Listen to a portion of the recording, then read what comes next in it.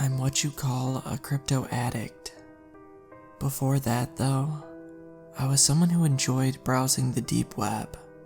I wasn't really looking for anything in particular, just curious as to whether or not the stories I had heard were true. I never really found anything that creepy though, but it was my first encounter with Bitcoin. A few sites used it, and it was the first time I've ever heard of the cryptocurrency. As such though, I had thought that it was a scam or something shady at that point. This was back in the years 2012 to 2014, so as you can imagine, I'm really kicking myself for thinking that and not buying a few coins. My interest in the deep web waned over time, but around the year 2017, I began reading about cryptocurrency and that oh-so-shady thing Bitcoin on mainstream news outlets. That's when I made a deep dive into the world of crypto. My goal at the beginning was just to earn enough money to pay off my student loans. Of course, nothing was ever that easy. I had made nearly every single mistake you could make while buying crypto. Once, I lost my seed phrase. I've sent crypto to the wrong wallet by mistake. I've FOMO'd and sold at a loss countless times. Twice, I've been fooled by pump and dump schemes. Despite all of this, my net monetary change from buying into crypto has still been positive overall. That's mainly because I wisened up over the years and made back the money I lost and then some. Of course, every time I hear about a random coin going up 20 times in price, I do wish I would have seen the opportunity. But I know most of those coins probably don't have much value or long-term prospects. I invest in safe projects, but of course, like almost anyone else, I've been on the lookout for the next big thing. You know, the next big project that's going to the moon, so to speak. I got an email from an old acquaintance of mine. Let's call him Frank. Frank and I went back to the days when I scoured the deep web, and the two of us would often exchange information regarding anything interesting that the other one would find. I hadn't gotten a message from him in 2 years though, so I was kind of surprised. Hey, I know it's been a while, but I saw this weird thing, and I think you'd want to check it out. I see from your profile that you've been in the crypto space for a while, right? What do you think about this? It's a site claiming to have made a new kind of coin. There was a link to a website. At first, I was really confused. This website was on the deep web, but according to this, it was in regards to a new crypto coin. That made no sense. When you make a new coin, one of the first things you wanted to do was get as many people in on the project as possible. Making all information about your new coin exclusive to the deep web was a guarantee that it would probably never take off. Then again, maybe they were making some sort of super secret coin, which the government couldn't trace, so they kept it on the down low. Regardless, I decided to check out the link. The website was honestly nothing to write home about. It was decently organized, but rather plain. It looked like a web page from 2007. This was definitely the wrong thing to do if you wanted people to be interested in what you were doing, or convincing them that you had a great new idea for something. There wasn't even too much information on the site about the coin itself, with most of it linking to a video they had made. There was a forum, but accessible only to members. Guessing there was nowhere else to go, I went ahead and clicked on the video. It showed a dark room with a desk right in the middle. Someone walked in wearing a white mask and a dark hood. As he spoke, his voice was distorted, so he was clearly using a filter of some sort. Greetings. Thank you for your interest in our project, one by which we hope to revolutionize the very concept of cryptocurrency and blockchain technology. I have long since been a member of the crypto space, but I consider myself to be an environmentalist first. You must have already heard about the environmental impact that mining cryptocurrency has. Many people have spoken about that. As such, we wanted to look for a way to solve this problem. A solution quickly came to me, but it was a bit of an unorthodox one.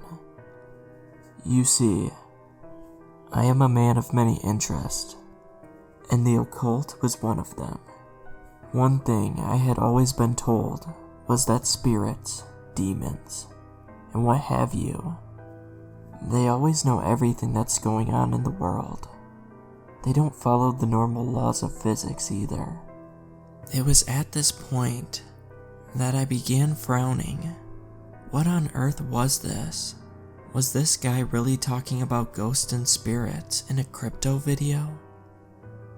I thought that it might be possible to use this to our advantage. You see, a spirit can theoretically solve a problem in an instant. Time works different for them. And the best part is the environmental impact is nil. I was just about ready to turn it off at this point. What kept me going was a mild curiosity regarding where this guy was going. This had to be some sort of scam, right? But what was the scam? Was he going to ask me for a donation first? Or was he just trying to install malware on my computer? I mean, he must have made this video for a reason, right? I just wanted to know what the scam was, so I could tell Frank what it was. I searched around in many books on the occult, until I came upon them. They do have a name, but not one that you can speak freely in this tongue. Suffice to say, that certain supernatural creatures are willing to help us, and mine our coins for us. Now, of course, you must be thinking that such a thing isn't worth your soul. Rest assured though, these creatures don't have our souls, simply our bodies. I told them that in that case, they should buy us all a round of drinks first. He chuckled at his own joke. Anyway, the idea is simple. You, as a human, can rent out your body for a small portion of the day. In exchange, these creatures will mine coins for you. That's right. I managed to connect the spirit realm with the internet, so that they can mine cryptocurrency for us. Right now, we are starting out with mining Bitcoin by this method to test it out, but we'll release our own project very soon. I can say though, that I'm quite excited by the potential of our upcoming coin, as it will be mined only by these entities. All information would be held not only on the internet, but within the spirit realm as well. So even if every database on Earth was wiped clean, we could recover the data. For now though, we are just seeing how easy it is to mine Bitcoin using this method. If you're interested in renting out yourself, you can go ahead and sign the contract given on our site. If you're simply interested in buying some of our coins, when our new project will be released by conventional methods, please stay tuned for other updates. Thank you. The video ended at that, and I was left confused. Making this all would have taken some cash and some time. So was it all really just a hoax? How are they planning on making money out of this? With no further information available, I checked out their forums, but that was only open to people who had signed their contract for now. I took a look at this contract. It was needlessly long and annoyed me. because I knew that there was no way that a site like this could ever take anyone to court if the contract was violated. So what was the point? The gist of the whole thing was that you would agree to rent out your body for a time ranging from 1 to 10 hours a day. In exchange, you would get a set amount of Bitcoin per day, with it increasing depending on how long you rented yourself out. Let's say you got X amount for an hour, then you get 20 times X for 10 hours. Clearly, it was designed for people to choose the maximum amount of time possible. Frustrated, I put down my selection as 1 hour and hit accept. A message popped up. This contract will be valid for 1 year and cannot be cancelled before then. Are you sure you want to accept? I scoffed at the idea of them trying to enforce this contract and hit the accept button.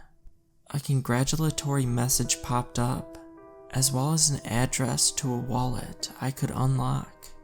Disappointed, I browsed the site a bit more and saw nothing to explain what it really was.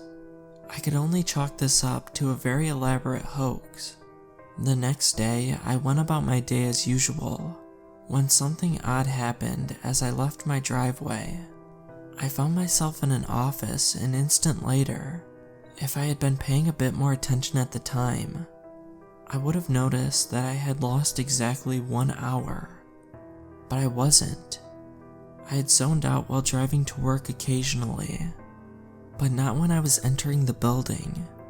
I chalked it up to me just having a long daydream though. Things didn't worry me. Not yet, at least. Something similar happened the next day, though I had some trouble noticing this, as it happened while I was chilling around at home, and I just thought I lost track of time, as the sky suddenly became a lot darker. The third day though, it happened at work. I was in a meeting, and then it was over and I was at my desk. On one hand, I was happy to be able to skip that meeting, but also, I knew I was losing my mind. The MRIs all came back normal, and the doctors thought I had dissociative identity disorder. When a month later, I found myself in my house with some jewelry I had no recollection of getting. I learned the next day that one of my neighbors had been mugged, but didn't know who it was. That day, I suddenly found myself in a park with a shard of glass on my shoulder. I learned that someone had smashed another neighbor's car. Fed up with this, I installed cameras around the house to watch me, and that night I saw myself leave the house and come back later with some cash. Cash I must have stolen. Yeah, I learned someone's house had been broken into the day after that. I finally put 2 and 2 together and went back to the website. I hadn't checked my wallet, but it had a substantial amount of Bitcoin now. Clearly, this thing hadn't been a hoax. They wouldn't be paying me if they didn't get anything out of it. Whatever entity chose to inhabit my body started out just by mimicking what I normally did, but it was clear that it was getting more and more daring with the theft and vandalism it was doing. I read up that long contract again, and I saw no termination clause. I can't exactly communicate with this thing that takes control of me, and even if I could, I have a feeling that it doesn't want to leave. Forum posts on that site are of no help, as a few people seem to be in the same boat as me, but have no idea what to do. The site doesn't have a customer service section, to no surprise. Based on what I've read on the contract, the entity can't hurt me or my property, or do a crime that would lead to me being arrested or the such, but it can do crime as long as it makes sure I'm not caught later on. Anyway, I highly doubt it wants me to be arrested. It would not have as much fun if I wasn't free to roam around. In the end though, I realized I couldn't live like this. There was nothing else to do but wait for my contract to expire, so I've moved to a very remote area where there are few people around. I'm glad for that, so that the thing can't harm anyone else. I've even had to give my dog away to my parents for the time being. I don't know if she'd count as my property, but I don't want that thing hurting her one day. I read on a forum post on that site of someone who found themselves with blood on their hands after a blackout, and that they were also freaking out while wondering whose it was. It's obviously much worse for those who rented their bodies out for several hours. I guess I should be thankful that I only agreed to an hour. I've quit my job, and I only go out to town to get supplies when the hour is up. I thought about maybe tying myself up so I can't get out, but I'd still need to do things like go to the bathroom, and that sounds like a terrible way to live. It's been 3 months total, and there are 9 left. The coins I keep getting are enough to pay for my living expenses, thankfully. I might have had to rent myself out for longer if that wasn't the case.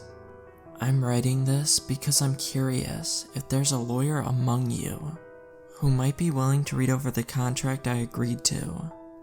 If every contract has a loophole, I'd be happy if you could find one in this one. I can't go to a regular attorney, of course, given no one would believe me. I mean, where would I even go to dispute this? But if there's someone among you who is experienced with dealing with supernatural contracts, do please contact me if possible. I would also prefer it if you could accept payments in Bitcoin.